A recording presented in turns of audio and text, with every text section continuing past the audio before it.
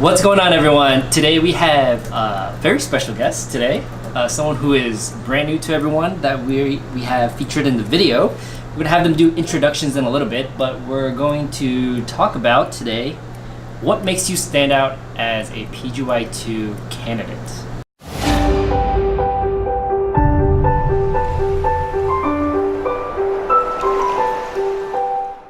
Let's introduce our new guest today. I'll let them do introductions, but basically go through name, kind of your school, residency, and your current position. So, I'm take it away. Hi, my name's Diana. I am a current PGY2 Pharmacy Informatics resident. I went to school at Drake University in Des Moines, Iowa, where I received both my PharmD and my MBA. And then I went on to do PGY1 at a large academic health center in Minnesota. And I'm Katy. I did all of my school at The Ohio State University. I got BS Pharm and PharmD. I did my first year residency at a smaller community hospital, part of a large health system in Virginia, and just wrapped up my PGY2 at a large academic medical center, part of a health system in Minnesota. Current position is I am a drug knowledge management pharmacist. I am a PGY2 Pharmacy Informatics resident. So very, very exciting here.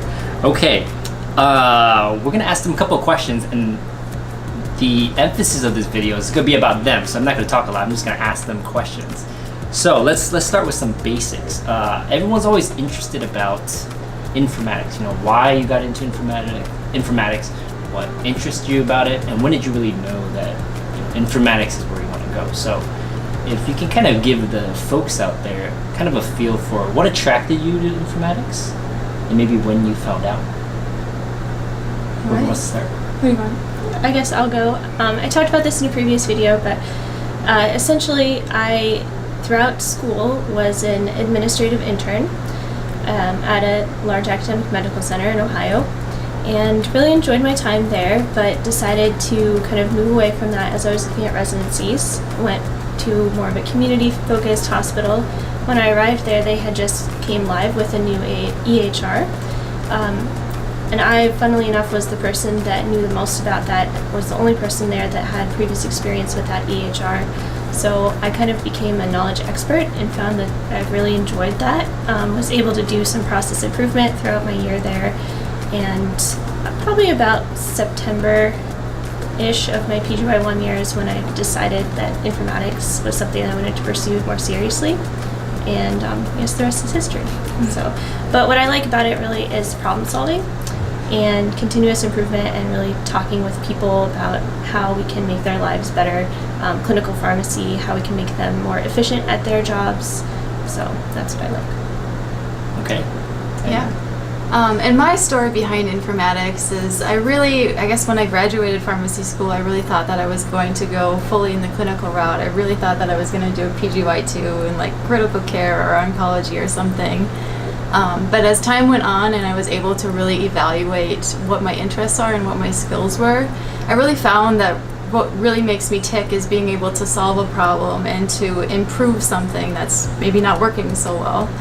So that's what really was the appeal of informatics for me, is that I would be able to do that on a consistent basis every day. Things that were added bonus onto that is I learned through my research project as my PGY1 that I really liked working with data and analyzing and seeing how I can change things or filter things to get a better idea about what's going on. And knowing that that was part of informatics was something that really appealed to me and ultimately pushed me to pursue this path. Okay, very nice summary from the two of them. Now we're gonna go into some of the meat and content of the video. So again, today we're talking about what makes you strong as a PGY2 candidate, and we're gonna go through a couple of things, and we'll start off with rotations. So let's talk about that. Did either of you do anything specific during your PGY1 year in regards to rotations that would make you stronger as a informatics candidate? So I think we both did informatics rotations, but our experiences were a little bit different. Mm-hmm. Mine was really focused on getting a broad overview of informatics. I had the opportunity to work in automation, learning about pumps, learning about building an Epic, learning about reporting. Really, it was a rotation that encompassed everything, which really gave me the opportunity to learn about everything that informatics encompasses.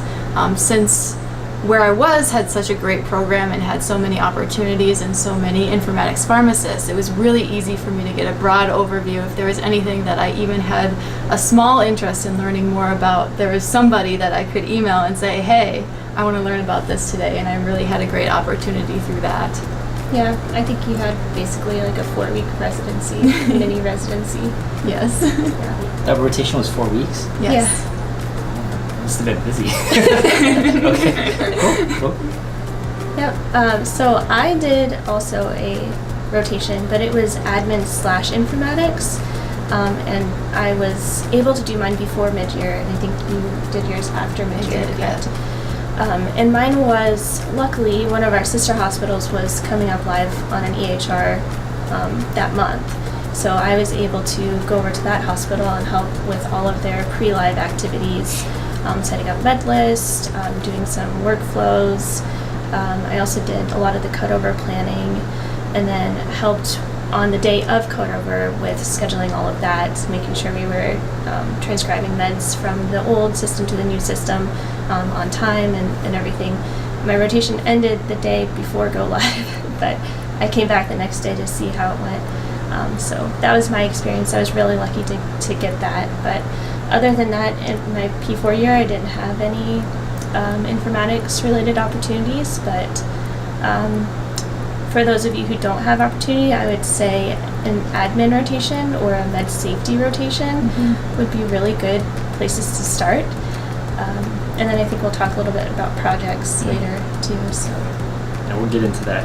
So to follow up on that kind of question with rotations, do you feel as though having that rotation made you a stronger candidate in their eyes? Like, do you think that? For sure, that's so the obvious answer, right? So what do you think really stood out from that rotation? Like, if you were to suggest, because like informatics could be anything, like kind of depends on your institution, what's going on at the time. But if you were to give a student a recommendation to do an informatics rotation in that 4 weeks, what would you say is like one of those things you really should strive for? Like, what should they see, if there's anything they can think of? Yeah, I'd say that I did get the question a lot of what did you do on your informatics rotation, because there can be such variability in what it actually encompasses. When I brought up specific projects that I was intending to work on, since I ended up having my informatics rotation after mid-year, but when I brought up what I was intending to work on, they were really curious and really interested in what that would entail and how that would build my skills in that area. So I think any projects that you can get involved in to build any sort of skill within informatics. Mine was mostly based in Epic skills, but really whatever your health system has would be a benefit to you, just so you can say that you have this experience and you've seen a project. Yeah, I would agree with that. I think that getting your hands on a project so that you can complete that project, and I know that may be hard with like a 4-week timeline, but being able to take a project from start, investigation, finding out where the factors for that problem are, and then coming up with potential solutions, running that through committees and decisions, and then doing the implementation and maybe a little bit of follow-up. I would say having a project to work on would be the best thing. And if you don't have a formal rotation, I mean, there's projects going on all the time that you could work on potentially. So that is what I would say. But I think that I liked how you brought up skills, focusing on what skills you're gaining by doing this rotation. And I think that that's really important, because even if you were to have a rotation and then interview at a place that is completely different, you should be cultivating skills that would be transferable between those places. Yeah, and again, informatics is a lot of problem solving, so if you're building those problem solving skills, then it would obviously make you a more ideal candidate. Yeah. So projects was the key word. Get your hands on projects. I know I wasn't going to say anything about myself, but Can't resist. Can't resist. It's hard. So just to give a quick little blurb here, I found out I matched PGY1 sometime in April, because I didn't match PGY1 by the way. I scrambled for mine. But in April when I found out, I was like, I gotta focus on PGY2 now. So I actually reached out to the informatics preceptor in April, and we started coordinating what projects and rotations I can do in my PGY1. So they actually lined up an entire, because timing is hard in a 4-week rotation. Yeah. So they lined up an entire project for me on that 4-week rotation. So that was really, really good to do. Probably too late now based on the timeline of this video. Well, I don't know. I think that that's a really good point because we had one student and a resident during my PGY2 year, and we sometimes would kind of save projects because we knew that they were coming up and that it would be a short-term applicable problem for a student or a resident to work on. So I think that that is a really good point. And this being kind of the beginning of the PGY1 residency, I think it's the perfect time to start bringing that up to people so that they can kind of earmark things for you. I'd say even talking to like management if you don't have a formal informatics program at your hospital, because they ultimately will have projects that will end up in the informatics realm even if their informatics department isn't super strong or doesn't have a residency program. So or is located off-site, which was the case for my PGY1 residency. I was at more of a outlying hospital, but we still had lots of projects that I could work on. Everyone loves free labor. That's right. Get your hands on the project. So that's actually a really good segue into the next topic, which is about projects. Yeah. There's obviously a lot of projects you can do. So let's talk about some of the projects that you guys worked on, and what did you find, helpful, not helpful, what would you suggest? But let's start with the basics. So obviously in residency, you have to do a research project. In PGY1, did you guys do anything different to give you a competitive edge for PGY2? Did you do anything special with the research project? That's one. I guess let's start there. Research project. Go ahead. Sure. So I actually did a fairly big, informatics influence with my research project last year. So the way that my program works is that you essentially get a mentor and a research project at the beginning of the year, and that's what you pursue for the rest of the residency year. You don't necessarily get a choice as to what the project is or kind of the plans. You do put in effort up front to make a protocol and everything that a research involves, but the actual plan is pre-selected for you. And when I showed up as a PGY1, my project essentially involved a lot of chart review. It was kind of a smaller study. And knowing that I was interested in working with data, I had programming skills and I knew that I could do a lot with data.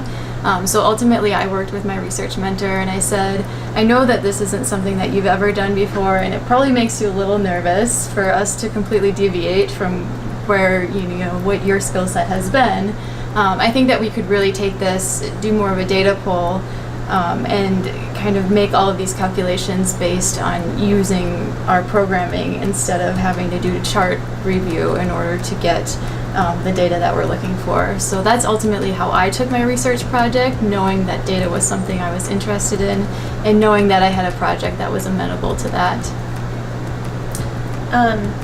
So for my project, we had kind of a list to choose from when I first started, but I didn't know that I wanted to go into informatics at that time. It was on the table, but like I said, September-ish is when I decided.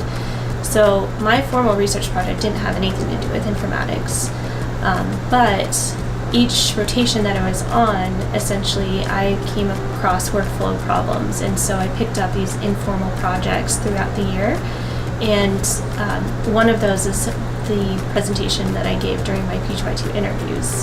And I think that went over really well. So even if your formal project doesn't have anything to do with informatics, you can still do extra ones that involve it a little bit more. Okay, very awesome. Lots to do with projects. And again, I'm going to insert a little blurb here. Because I actually was very similar to Katie. I did not, and Diana as well, in the fact that during my PGY1 year, I kind of knew I was interested in informatics, but I was also very interested in clinical workflows. I wanted to go into infectious disease. And my research project I picked was infectious disease. It morphed into informatics towards the end, where it led to a order set design. So you got time, especially for a research project. That was my research project, so I had time to like kind of build that in. Okay, so going back on projects, let's see. What are some projects you think are easy to identify for students to pick up? Like, when we say projects, that's pretty vague, right? Like, what are some things that you think a PGY1 resident could pick up in terms of a project? Anything that comes to mind? I don't know, that's kind of a hard question. A lot of the workflow-oriented problems I feel like that you could work on, you would need to have experienced at that institution for a little bit before you start to delve into them. And I think for someone who's just starting at a place, that might be tough. I don't know. Yeah. I mean, I can talk about the projects that I've done in the past year, because that would be a good example of what that would actually involve. When I was on my informatics rotation, I know that we were building a heparin order set with APTT involvement. So essentially, I was given the opportunity to build it, and then I always had someone over my shoulder telling me what to do and how to do it, because I didn't have experience in order set building before. Mm-hmm. But it was something that, given the proper tools and the proper explanation up front, it was something that I was able to do. More recently, I've done a therapeutic interchange, essentially just editing everything. The wording got put in a way that ultimately the clinicians at our facility don't particularly like.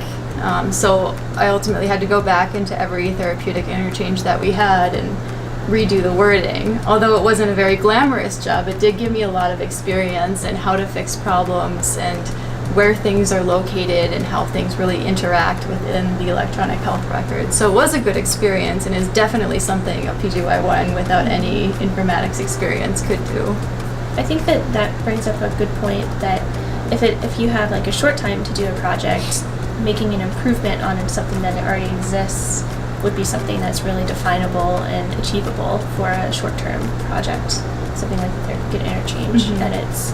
But I think that's key. The scope of the project is really, really important to talk about, especially as a PGY1 resident, especially if this would be an additional project above and beyond your requirements, because scope creep is real. We need a sign for that. Yeah. Something else to add on to that in terms of identifying projects, because that was kind of a hard question. I think one of the things I did, thinking back on it now, is basically asking why we did something. So, for example, if you're doing like compounding or repackaging things, I remember at one of my sites, they had this big binder of stuff. I was like, how come you guys don't manage it electronically? Like, everything's just like paper. They're like, just always done it this way. So it turned into kind of a project where we just kind of transitioned everything electronically. Or another example is on my ED rotation, we had a pharmacist culture review service where they review cultures after the patients left the ED. And they were typing in these huge notes, and it was just different from pharmacist to pharmacist. So I was like, what if we made templates? The EHR we were using at the time was Allscripts, and similar to what we have as smart phrases, they have something similar called acronym expansions, where you type in something and it'll populate like a template. So it built out all these like templates for them. But that's some things. One of the easiest ways is just question why. Yeah. Ask your preceptor, why are you doing this? No, That's maybe how you not do it. like that. No, not like that. In a nicer way. You can probably make your own projects too by just finding things that annoy enough people yeah. within the electronic health record to be like, hey, maybe we can figure out how to fix this. Maybe we can make this better for you. Yes. That's how I identified some of my projects. Yeah. And I think definitely thinking back to my PGY1 and seeing, there are certain things that people complain about every single day that, given the, proper tools and having something that is fixable within your scope of expertise, you can definitely make your own project from that if you ask the right person. Yeah. Okay, so we're going to talk about the last topic, which is certifications. Should be an interesting one. Basically, there's certifications for everything nowadays, and you can get certifications throughout your career. But during PGY1, what are your thoughts about certifications that will make you more competitive as a PGY2? I think definitely from my own experience getting the EPIC, it's not technically a certification because I didn't physically go to EPIC, but the EPIC Proficiency, which is available on the EPIC user web. You just download it, you study the materials, and then you ultimately go and sit for a test, which is a really great option if you're at an institution as a PGY1 that has EPIC, because that will be available for you to do. It really gave me a leg up when I was interviewing. It piqued a lot of people's interest, and it was mostly because they knew that the day I showed up, I would have skills that are absolutely necessary to be successful at those places. So I would highly recommend doing that if you have the ability. It was the EPIC Willow Inpatient Proficiency is what I did.